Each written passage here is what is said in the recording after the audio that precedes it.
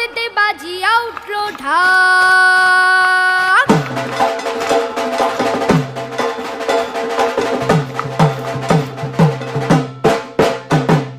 বলদে চড়ি আসিবে সিংহায় দিলা হাত, আর সিংহাসনে মর্তেতে বাজিয়া উঠল ঢাক। বলদে চড়ি আসিবে সিংহায় দিলা হাত, আর সিংহাসনে মর্তেতে বাজিয়া উঠল ঢাক।